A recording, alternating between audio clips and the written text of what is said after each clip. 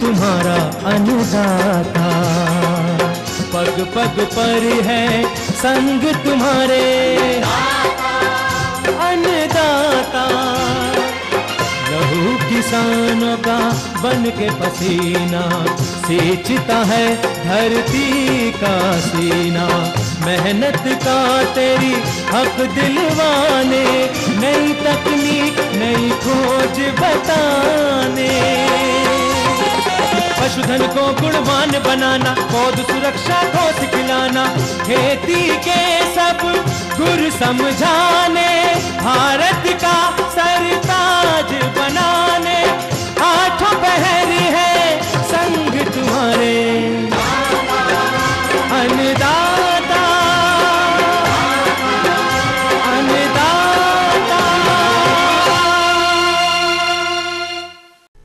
सुप्रभात। सूरज की पहली किरण और पक्षियों की कलर ध्वनियों के साथ मैं सुदेश नैन आप सभी दर्शकों का अन्नदाता कार्यक्रम में स्वागत करती हूं। चलिए सबसे पहले देखते हैं क्या है विशेष आपके लिए आज के कार्यक्रम में।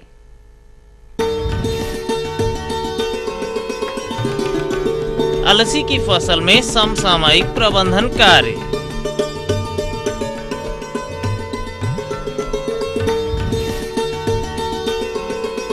बैंगन की फसल में लगने वाले रोग एवं उनका नियंत्रण।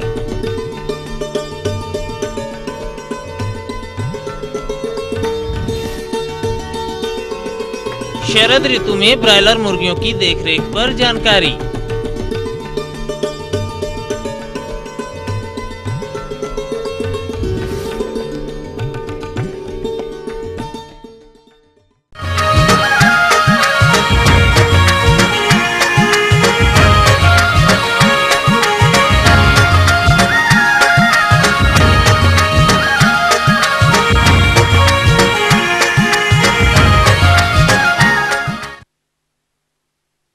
तिलहनी फसलों में अलसी का प्रमुख स्थान है, जिसकी बुआई हमारे प्रदेश के किसान भाइयों ने समय से किए होंगे।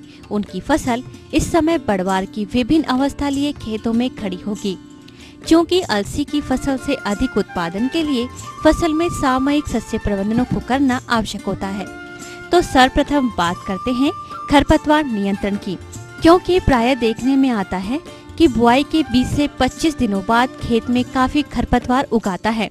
ऐसे में फसल की अच्छी वृद्धि विकास के लिए खेत को खरपतवारों से मुक्त रखना होगा, जिसमें अलसी की फसल में प्रथम निराई गुड़ाई खुरपी की सहायता से बुआई के 30 से 35 दिनों के बाद तथा दूसरी निराई यदि खेत में खरपतवार दिखाई दे तो 45 दिनों पर खुरपी की सहायता से निकाल देना चाहिए, जिससे फसल की वृद्धि विकास अच्छी होती है। किसान भाइयों, निराई गुड़ाई के बाद महत्वपूर्ण बात आती है सिंचाई जल प्रबंधन की। तो अलसी की फसल में पहली सिंचाई बुआई के लगभग 35 दिनों बाद तथा दूसरी सिंचाई 65 दिनों पर करने से फसल की बढ़वार अच्छी होती है। और यदि 3 सिंचाइयां उपलब्ध हो तो प्रथम 35, दूसरी 55 तथा तीसरी सिंचाई 75 से 80 दिन दाना बनते समय पर करना चाहिए। और एक बात ध्यान रखें कि सिंचाई हल्की करें तथा उचित जल निकास की व्यवस्था बनाए रखें तथा पुष्पन की अवस्था पर सिंचाई कदापि न करें। सिंचाई के बाद बात आती है उर्वरक प्रबंधन की। तो अलसी की फसल में असिंचित दशा में नत्रजन 50 किलोग्राम, फास्फोरस 40 किलोग्राम एवं पोटाश 40 किलोग्राम प्रति हेक्टेयर तथा सिंचित दशा में 100 किलोग्राम नत्रजन, 60 किलोग्राम फास्फोरस व 40 किलोग्राम पोटाश प्रति हेक्टेयर की दर से संस्तुत मात्रा है, जिसमें नत्रजन की आधी मात्रा, फास्फोरस की पूरी मात्रा एवं पोटाश की पूरी मात्रा बुआई के समय प्रयोग कर दिया जाता है एवं शेष बची नत्रजन की आधी मात्रा को बुआई के 30 से 35 दिनों के बाद प्रथम सिंचाई के उपरांत प्रयोग करने से फसल की वृद्धि विकास सुचारू रूप से होती है। किसान भाइयों, फसल सुरक्षा की यदि बात करें तो उकटा रोग ग्रसित पौधों की पत्तियां नीचे से ऊपर की ओर पीली पड़ने लगती है तथा बाद में पूरा पौधा सूख जाता है। और इस रोग के बचाव के लिए दीर्घ अवधि का फसल चक्र अपनाएं। इसी के अंतर्गत अल्टरनेरिया झुलसा रोग प्रमुख है। इस रोग का प्रकोप पौधों के सभी भागों पर होता है। सर्वप्रथम पत्तियों के ऊपरी सतह पर गहरे कत्थई रंग के गोल धब्बे के रूप में लक्षण दिखाई पड़ता है, जो छल्लेदार होता है। यह रोग ऊपर की ओर बढ़कर तने, शाखाओं, पुष्पकर्मों एवं फलियों को भी प्रभावित करता है।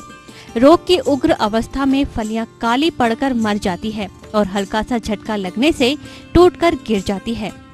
इसकी रोकथाम के लिए बीज को 2.5 ग्राम थिरम प्रति किलोग्राम बीज की दर से शोधित करके बोएं। बुआई नवंबर के प्रथम सप्ताह में करें। गरिमा, श्वेता, शुभ्रा, शिखा, शेखर तथा पद्मिनी प्रजातियां बोएं। खड़ी फसल में मैंकोजेब 2.5 किलोग्राम प्रति हेक्टेयर की दर से 40 से 50 दिन बाद छिड़काव करें। दूसरा और तीसरा छिड़काव 15 दिनों के अंतराल पर करें। दूसरा रोग है रतुआ या गेरुई। इस रोग में पत्तियों, पुष्प शाखाओं तथा तने पर रतुआ के नारंगी रंग के फफोले दिखाई देते हैं। इस रोग की रोकथाम के लिए मैंकोजेब 2.5 किलोग्राम अथवा घुलनशील गंधक 3 किलोग्राम प्रति हेक्टेयर की दर से छिड़काव करें। अब बात करते हैं फसल में लगने वाले कीटों की, जिसके अंतर्गत सर्वप्रथम कीट है गालमिज।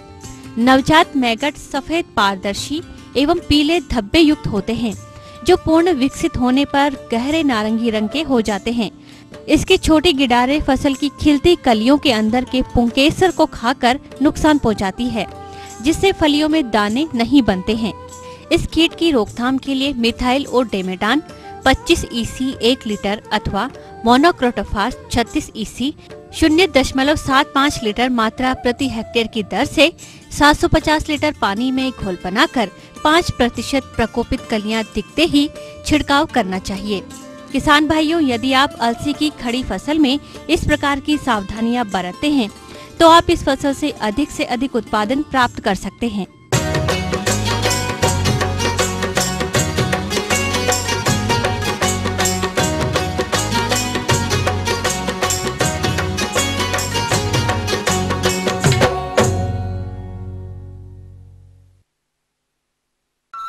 सब्जी वर्गीय फसलों में बैंगन का प्रमुख स्थान है।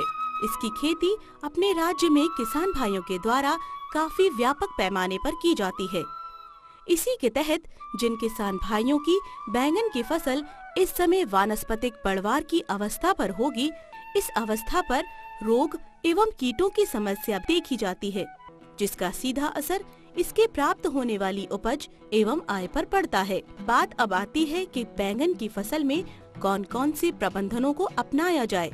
इस विषय पर जानकारी दे रही हैं गोविंद वल्लभ पंतनगर की विषय विशेषज्ञ डॉक्टर अनुराधा जोशी। इसमें एक रोग लगता है फोमोप्सिस सड़न रोग। इसमें मैं आपको आगे कोई फल भी दिखा सकती हूँ, आप अगर देखना चाहें तो।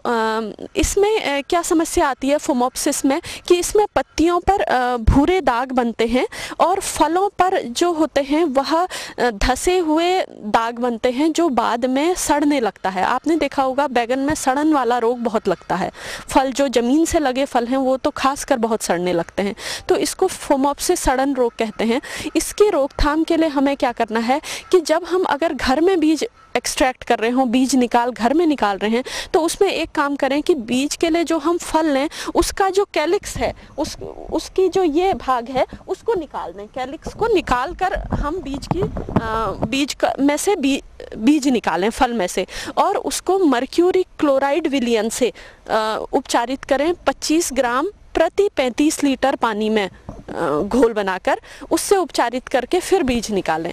इसके अलावा बीज को अच्छी तरह सुखाने के पश्चात ही उसको स्टोर करें, ये काम करें। इसके अलावा हम बीज को उपचारित करके बोएं। हमें कोई दवा नहीं डालनी, केवल गर्म पानी से 50 डिग्री सेल्सियस पानी से 30 मिनट तक उपचारित करना है। अब हम 50 डिग्री सेल्सियस कैसे बनाएंगे? हमने पूरी तरह पानी को उबाल लेना है, 100 डिग्री सेल्सियस तक वो उबल जाता है। उसमें उतना ही पानी हमने सादा पानी, ठंडा पानी मिलाकर उसमें बीज को 30 मिनट तक उपचारित करके बीज की बुआई करनी है। इसके अलावा हम बेविस्टीन दवा इस रोग में भी लाभकारी होती है। बेविस्टीन से बीज करके बोएं 1 ग्राम प्रति किलोग्राम बीज की दर से, और खली फसल पर भी हम बेविस्टीन का छिड़काव कर सकते हैं। इसके अलावा फसल चक्र हमने अपनाना है। बैगन कुल की अन्य फसलें जैसे टमाटर, शिमला मिर्च आदि फसलों को न लें। इसके अलावा हम गेहूं को ले सकते हैं। इस तरह की फसलों को हम फसल चक्र में अपनाएं। इसके बाद आप हरा प्याज ले सकते हैं, काउपी ले सकते हैं, इन फसलों को लें। और इसके अलावा आपने रोगरोधी किस्में अपनानी है, यह एक बहुत महत्वपूर्ण बात है। आजकल प्राइवेट कंपनियों के बीज काफ़ी आ रहे हैं। इसके अलावा पब्लिक सेक्टर के भी बीज हैं, जैसे पूसा भैरव है, पूसा पर्पल क्लस्टर है, पंत सम्राट है। ये किस्में रोगरोधी हैं, इनका हम उपयोग करें। इसके अलावा एक समस्या और आती है कि आप देखेंगे कि बैगन पीला पीला होने लगता है, पत्तियां पीली पड़ने लगती हैं और मुरझाने लगती हैं, तो इसको मुरझान रोग कहते हैं। यह फ्यूजेरियम और वर्टिसिलियम, दो फफूंद होते हैं, उनके द्वारा होता है। तो इसकी समस्या मुख्यतः तब आती है जब एक ही खेत में आप बैगन की फसल लंबे समय तक ले रहे हैं। यह भूमि जनित रोग है। इसकी रोकथाम के लिए हमें क्या करना है कि एक ही फसल में, एक ही ज़मीन में हमें बैगन की फसल बार बार नहीं लेनी है। लंबा फसल 3 वर्ष का कम से कम फसल चक्र अपनाएं और भूमि का शोधन करें। फॉर्मल्डिहाइड से उपचारित कर सकते हैं 1% से। इसके अलावा अगर हमें दवा नहीं डाल पा रहे हैं तो हम गर्मी के महीनों में भूमि की गहरी जुताई करें। इसके अलावा हम ऐसे रोगी जो पौधे हैं उनको जड़ से उखाड़कर नष्ट करें। इसके अलावा इसमें एक लिटिल लीफ डिजीज़ आती है, छोटी पत्ती रोग, जिसमें जैसा कि नाम बताते हैं कि इसमें पत्तियां छोटी रह जाती हैं और ऊपरी पत्तियां पीली हो जाती हैं और एक झाड़ू के आकार का जैसा आपका पूरा पौधा हो जाता है। इसको लिटिल लीफ डिजीज़ कहते हैं। यह माइकोप्लाज्मा द्वारा फैलता है और इसका फैलाव जो होता है वो जेसिड द्वारा होता है। ये भी रस चूसने वाला कीड़ा है जेसिड। तो इसके रोकथाम के लिए हमें क्या करना है, आपका हम फोस्फोमिडोन नामक दवा है 1 से 1.5 मिलीलीटर प्रति लीटर पानी की दर से। इसके अलावा रस चूस सिस्टमैटिक आप कोई भी कीटनाशी का, टाटा मिडा का है या रोगार है, मेटासिस्टॉक दवा है, इन दवाओं का आप इनके लिए छिड़काव कर सकते हो। एक रोग की और मैं जिक्र करना चाहूँगी जिसे कहते हैं बैक्टीरियल मुरझान रोग। इसमें क्या होता है, कभी कभी आप देखते होंगे कि आपके खेत में पौधे हरे ही मुरझाने लगते हैं। हरा ही पौधा सूख जाएगा 1-2 दिन में और फिर काफ़ी फसल का नुकसान हो जाता है। यह जो है भूमि जनित रोग है आपका। तो बैक्टीरियल मुरझान भी एक समस्या बनते जा रहा है। तो इसके लिए भी आपने क्या करना है कि गर्म पानी से बीज को उपचारित करके बोना है 50 डिग्री सेल्सियस पर, जैसे मैंने पहले भी बताया था 30 मिनट तक उपचारित करके आप बोएं। और बैक्टीरियल मुरझान के लिए रोगरोधी पब्लिक सेक्टर में बहुत सारी वैरायटी हैं, जैसे अर्का शिरिस है, अर्का कुसुमाकर है, अर्का नीलकंठ है। ये सब किस्में आप प्रयोग करें। पब्लिक सेक्टर में भी, जो प्राइवेट सेक्टर की भी जो आप कंपनी वाली वैरायटी लेते हैं, उसमें भी आप यह देख लें कि यह किस रोग के लिए रोगरोधी है, उसको उसी वही लगने वाले रोग वाले स्थान पर आप लगाएं। तो इस तरह से हम किसान भाइयों को, मेरे को उम्मीद है कि बैगन का अच्छा उत्पादन लेंगे और अच्छा उपज कमाएंगे। कार्यक्रम में लेंगे एक छोटा सा कमर्शियल ब्रेक, जल्द लौटेंगे कुछ और जानकारियों के साथ।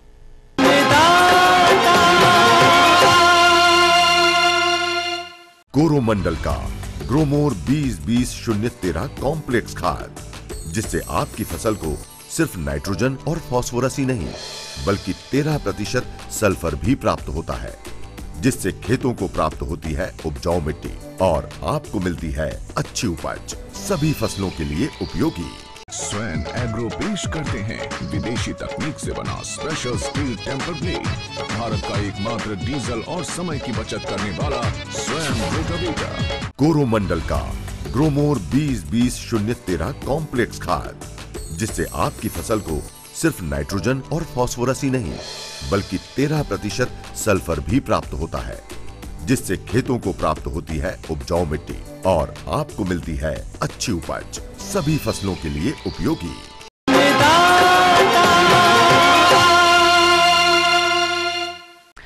ब्रेक के बाद एक बार फिर से आप सभी दर्शकों का अन्नदाता कार्यक्रम में स्वागत है। बढ़ते हैं अगली प्रस्तुति की ओर।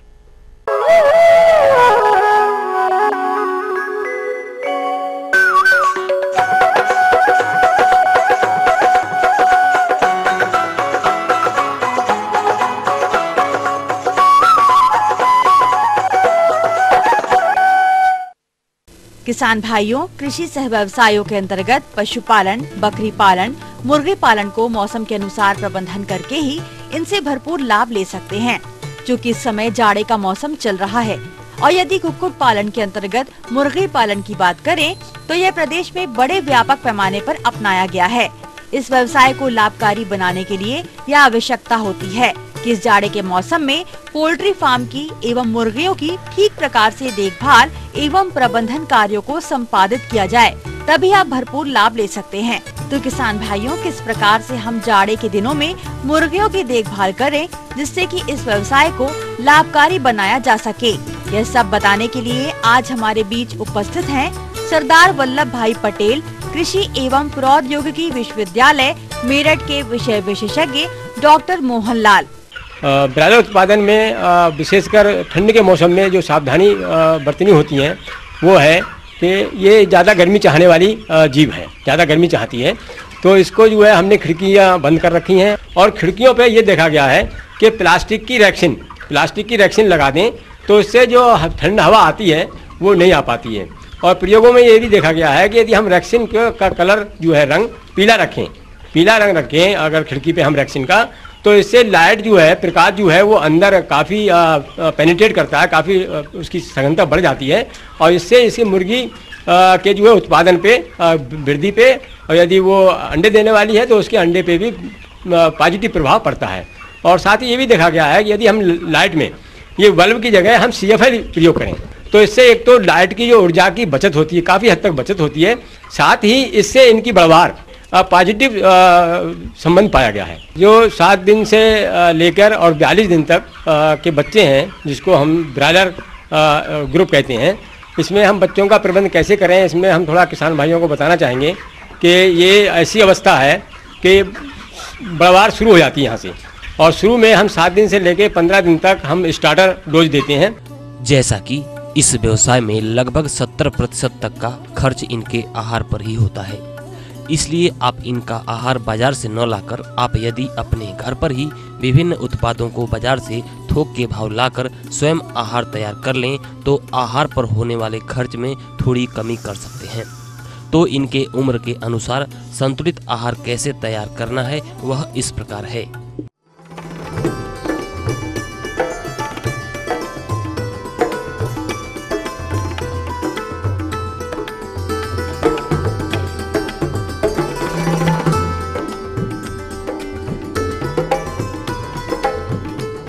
इससे हमको जो लागत आती है उसमें लगभग 1/3 की बचत हो जाती है। आप जानते हैं और हम भी इस चीज़ को जो है काफ़ी प्रसारित करते रहते हैं कि ब्रायलर में जो मुख्य लागत है वो इसके आहार पे आता है, और साथ ही इसमें एक तो जो भी पानी हम प्रयोग करें वो साफ़ होना चाहिए और डायरेक्ट टेप का पानी होना चाहिए। जैसे कोई स्टोर का या टंकी का पानी इनको ना पिलाएं, क्योंकि पानी से काफ़ी बीमारियाँ के फैलने की आशंका बनी रहती है। तो पानी स्वच्छ रहे, और साथ ही जो इनका जो हमने यहाँ पर जो पाल रखा है, इनको डीप लिटर सिस्टम में पाल रखा है, तो इसका जो बिछाली है उसकी सफाई भी बहुत ज़रूरी है। प्रतिदिन हम इसकी जो है ऊपर से थोड़ा वो खुरपी के द्वारा लेबर से इसकी गुड़ाई करवा देते हैं, जिससे जो भी ये पक्षी बीट करते हैं, जो मल करते हैं, ये उसमें मिल जाती है डीप लिटर सिस्टम में, और ऊपर किसी तरह की गंदगी नहीं रहती। दूसरे बाहरी आगंतुकों का प्रवेश वर्जित होता है इसमें। जो व्यक्ति काम कर रहा है इसके अंदर वही अंदर आके, और उसके बाद पैर जो है फिनाइल के घोल में या फिर जो है चूने में लगा के तभी अंदर घुस सकता है। बाहरी आगंतुकों का जो है इसमें प्रवेश बिल्कुल 100% वर्जित होता है, और उनको किसी भी कंडीशन में अंदर ना आने दें। यदि बहुत ही अपरिहार्य कार्य हो तो उनको भी जूते चप्पल निकाल के और चूने या डिटॉल के घोल में पैर डुबाकर ही अंदर प्रवेश कराएं। इन बातों का सही से ध्यान रखें। तो जो हमारा ब्रायलर की जो आदर्श उम्र है वो 6 सप्ताह है, अर्थात 42 दिन है। तो 42 दिन पे वो जो है मार्केट में आपूर्ति के योग हो जाता है, जिसका औसत वजन जो है ब्रायलर उत्पादन इकाई में वो 1.5 से 2 किलोग्राम के आसपास होता है।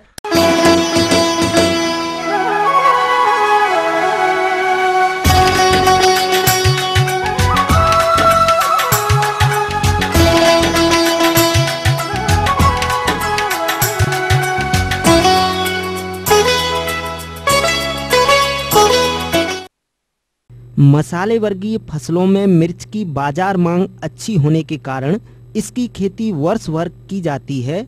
अतः जिन किसान भाइयों ने मिर्च की फसल लगा रखी है उनकी यह फसल रोपाई के समयानुसार विभिन्न अवस्था लिए खेतों में खड़ी होगी, और फसल से अच्छा उत्पादन प्राप्त करने के लिए इस समय कुछ क्रियाओं के संपादन की आवश्यकता होती है, जिससे कि फसल से अधिक तुड़ाइयाँ ली जा सकें। इन क्रियाओं में प्रमुख रूप से कीट एवं रोगों का प्रबंधन करना अति आवश्यक होता है। यदि किसान भाइयों द्वारा समय रहते इनका प्रबंधन नहीं किया गया तो फसल की बढ़वार तो कम होगी ही, साथ ही उत्पादन भी कम मिलेगा। परिणाम स्वरूप किसानों को नुकसान उठाना पड़ेगा। अतः किसान भाइयों, आपके सामने ऐसी समस्या नहीं आए और आपको अच्छे उत्पादन की प्राप्ति हो सके, इस बारे में जानकारी के लिए हमारे संवाददाता ने संपर्क किया डॉक्टर राजू भारद्वाज से। तो उन्होंने क्या जानकारी दी, देखिए कार्यक्रम की इस प्रस्तुति के माध्यम से। किसान भाइयों, अभी मिर्ची की फसल में पुष्पन और फलन की क्रिया चल रही है और पौधों में उपज प्राप्त आप कर रहे हैं। ऐसे में अगर कोई कीट और बीमारी का संक्रमण होता है तो बहुत ही सावधानी से उसका नियंत्रण करना आवश्यक होता है। पहला कार्य, आप अपने खेत में अगर कहीं पे भी या आसपास में बाड़ पे या मेड़ में या धोरे में, नाली में, जहाँ कहीं भी कोई खरपतवार है आप उनको निकाल दें और संपूर्ण खेत में अच्छी प्रकार से गुड़ाई करें। और जो फास्फोरस, पोटाश और नाइट्रोजन की जो अतिरिक्त मात्रा हमें देनी है, जो दूसरी फेज हमें देनी होती है, उसकी मात्रा भी आप प्रयोग करें। और उसके बाद में अगर मान लीजिए कोई कीट और कोई बीमारी आपको खेत में दिखाई देती है तो शुरुआती अवस्था में आप उसको पहचानिए। अभी फल तुड़ाई के लिए आपको खेत में तो जाना ही होता है, तो आप उस चीज़ को थोड़ा सा ध्यान में रखिए। इसमें प्रमुख कीट क्या क्या हो सकते हैं, जैसे सफ़ेद मक्खी। सफ़ेद मक्खी जो है एक बहुत ही बारीक, मतलब आँखों से बहुत ध्यान से देखने पे दिखाई देने वाला कीट है। पौधे को जो नुकसान होता है उससे पत्तियां जो है सिकुड़ जाती है और पत्तियों में नीचे की तरफ से रस सूंसने से धीरे धीरे उनमें हल्का पीलापन भी आता है। इसके साथ साथ में इसका जो प्रमुख नुकसान है वो यह है कि यह सफ़ेद मक्खी मिर्च में लगने वाले वायरस को स्थानांतरित करती है। एक पेड़ से दूसरे पेड़ में या किसी दूसरी जगह से वायरस ला करके हमारी फसल में पैदा कर सकती है। तो इसको बहुत ही शुरुआती अवस्था में ही इसका नियंत्रण करना आवश्यक होता है। और इसका नियंत्रण करने के लिए इमिडाक्लोरोप्रिड की 5 से 6 ml मात्रा प्रति 15 लीटर पानी में इस्तेमाल लें। और ये एक बार में अगर नियंत्रित नहीं होता तो 7-8 दिन बाद में आप स्प्रे को दोबारा दोहराएं। और दोबारा इस्तेमाल करते समय इमिडाक्लोरोप्रिड की जगह आप डाइमिथोएट का इस्तेमाल करें, या पहला छिड़काव आप डाइमिथोएट का करें और दूसरा इमिडाक्लोरोप्रिड का करें। इसमें कुछ बीमारियां भी आती है और इनमें प्रमुख रूप से जो बीमारी है वो है एंथ्रेक्नोज। एंथ्रेक्नोज के प्रमुख लक्षण यह है कि पत्तियों के ऊपर चिड़िया के आंख के समान छोटे छोटे धब्बे दिखाई देंगे और जो फल लग रहे हैं उन पे भी वो धब्बे हो जाते हैं। कई बार धब्बों का आकार बड़ा हो जाता है। ये हल्के पीले रंग के, फिर भूरे रंग के, फिर गहरे काले रंग के धब्बे परिवर्तित हो जाते हैं। इससे रोकने के लिए मैंकोजेब या डाइथेन M45 की 2.5 ग्राम मात्रा प्रति लीटर पानी में डिजोल करके, घोल करके आप फसल के ऊपर छिड़काव करें। और इसमें भी आप ध्यान रखें कि बहुत ही ज़्यादा अगर कोई पौधा ग्रसित है तो उस ग्रसित पौधे को निकाल भी सकते हैं। और एक छिड़काव करने के बाद में थोड़ा सा प्रभाव आप देखिए। अगर पूर्ण रूप से बीमारी का निस्तारण नहीं होता है तो 15 दिन बाद में इसको वापस दोहराइए। और छिड़काव करते समय आप स्टिकर का इस्तेमाल ज़रूर करें, चाहे आप उसमें शैम्पू का पानी है या साबुन का पानी है या मार्केट में जो स्टिकर आते हैं उसका भी इस्तेमाल करें, क्योंकि पत्तियां इनकी छोटी होती है और पानी का ठहरना कम हो पाता है। और पौधे को भरपूर मात्रा में पोषण देना है ताकि पौधे में अपने आप में रोग से लड़ने की क्षमता उत्पन्न हो। यहाँ पर रुकेंगे एक और कमर्शियल ब्रेक के लिए। आगे का रोचक अंश कर रहा है आपका इंतजार, बने रहिए मेरे साथ।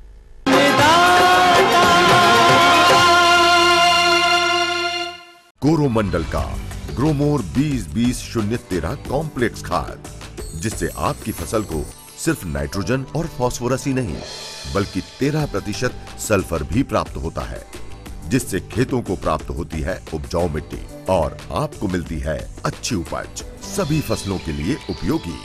करना घर का काम हो या बनानी हो भीड़ में पहचान, खूबसूरत रहने के नुस्खे भी हैं और फैशनेबल बनने के ट्रिक्स भी।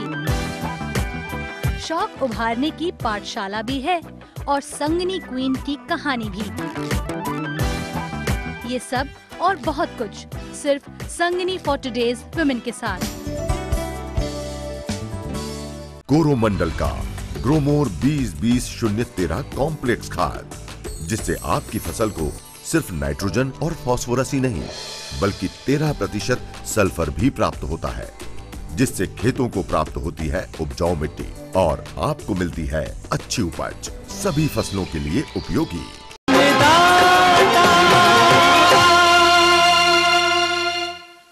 ब्रेक के बाद हम फिर से हाजिर हैं आपके साथ। चलिए अब रुख करते हैं अगली कड़ी की ओर।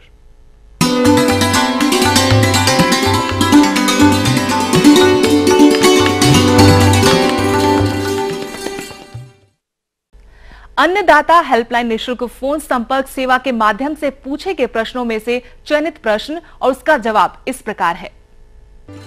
निःशुल्क अन्नदाता हेल्पलाइन में आज जो प्रश्न शामिल किया गया है उसे पूछा है जोगापुर प्रतापगढ़ से नवनीत सिंह ने। आपके आंवले की फसल में कुछ रोगों का प्रकोप दिख रहा है, जिनके नियंत्रण हेतु जानकारी चाहते हैं। आंवले में मुख्य रूप से रोली रोग लगता है। इस रोग के लक्षण अगस्त माह में पत्तियों पर गहरे रंग के फफोले दिखाई देने लगते हैं और तथा फल लगने पर भूरे काले रंग के धब्बे दिखाई देते हैं। और रोग जब ज़्यादा फैल जाता है तो इसके ऊपर एक झिल्ली बन जाती है और झिल्ली के अंदर काला चूर्ण दिखाई देने लगता है तथा फल नीचे गिरने लगते हैं। भाइयों, इस रोग के नियंत्रण के लिए हमें अगस्त माह के शुरू से 15 दिन के अंतराल पर क्लोरोथेलोनिल के जो दवा बाजार में मिलेगी 75 WP दवा को 0.2% के हिसाब से पानी में घोलकर 4 छिड़काव करने चाहिए। और यदि हम नया बगीचा लगा रहे हैं तो इस रोग से बचने के लिए रोगरोधी किस्में जैसे कृष्णा, कंचन इत्यादि को। दूसरा रोग डाईबैक या हिंदी में शीर्षारंभी क्षय कहते हैं, जो कि फफूंद के द्वारा फैलता है। इसमें रोगग्रसित पौधा जो है जिसमें बीमारी आती है वो ऊपर से सूखने लगता है और सूखकर नष्ट होने लगता है। सबसे पहले ऊपर की टहनी सूखती है, उसके बाद में नीचे आते आते टूटने लगती है। इससे बचाव के लिए जब इसमें एक बार बीमारी लग जाती है पौधे में, तो रोगग्रसित टहनियों को जहाँ तक रोग फैला हुआ है उसके नीचे से, जैसे यहाँ तक रोग फैला हुआ है, उसके बाद में 8 से 10 सेंटीमीटर छोड़ के और उसको काट देनी चाहिए। और कटे हुए स्थान पर कॉपर ऑक्सीक्लोराइड 0.3% दवा का लेप कर देना चाहिए। साथ ही कार्बनडेजिम, जो कि बाविस्टिन के नाम से बाजार में मिलती है, का 0.1% का घोल बनाकर वर्षा ऋतु में 2 छिड़काव 15 दिन के अंतराल पर करने चाहिए। आंवले में एक अन्य रोग जो फलों पर आता है उसे एंथ्रेक्नोज कहते हैं। जैसा कि आप इस वक्त फसल खेत में लगी हुई है, तो यदि किसी आंवले पर काले रंग का धब्बा या छल्ले नुमा गहरा भूरा धब्बा आपको दिखता है तो वो रोग एंथ्रेक्नोज है। और नमी में ये रोग ज़्यादा फैलता है। इसके नियंत्रण हेतु पेड़ों पर ब्राइटॉक्स 50 के नाम से दवा बाजार में मिलती है, उसका 3 ग्राम, या मैंकोजेब 2 ग्राम, या कार्बनडेजिम जो भी बाविस्टिन के नाम से मिलती है उसका 1 ग्राम प्रति लीटर दवा के हिसाब से 15 दिन के अंतराल पर 3 छिड़काव करने चाहिए। किसान भाइयों, ये 3 मुख्य बीमारियां आंवले में हमने आज जानी। आशा है आप समय रहते अपने बगीचों को इन बीमारियों से, आंवले के बगीचों को इन बीमारियों से बचा सकते हैं। हम ये उम्मीद करते हैं कि आज का कार्यक्रम आप सभी दर्शकों के लिए उपयोगी रहा होगा। किसान भाइयों, अन्नदाता आपकी सेवा के लिए संकल्परत है। कृषि संबंधित समस्या एवं सुझावों के लिए आप हमें इस पते पर संपर्क कर सकते हैं। प्रोड्यूसर अन्नदाता, ETV Uttar Pradesh Uttarakhand, Ramoji film city, Hyderabad 501512। साथ ही आप हमें ईमेल भी कर सकते हैं। हमारा ईमेल है annadata.up@etv.co.in। इसके अतिरिक्त आप हमें निःशुल्क हेल्पलाइन नंबर 180042540885 पर शाम 5 से 6 बजे के बीच संपर्क कर सकते हैं। आज के कार्यक्रम में फिलहाल इतना ही। कल फिर इसी समय आपसे मुलाकात होगी कृषि संबंधित कुछ और जानकारियों के साथ। तब तक के लिए पूरी अन्नदाता टीम को आज्ञा दीजिए। नमस्कार।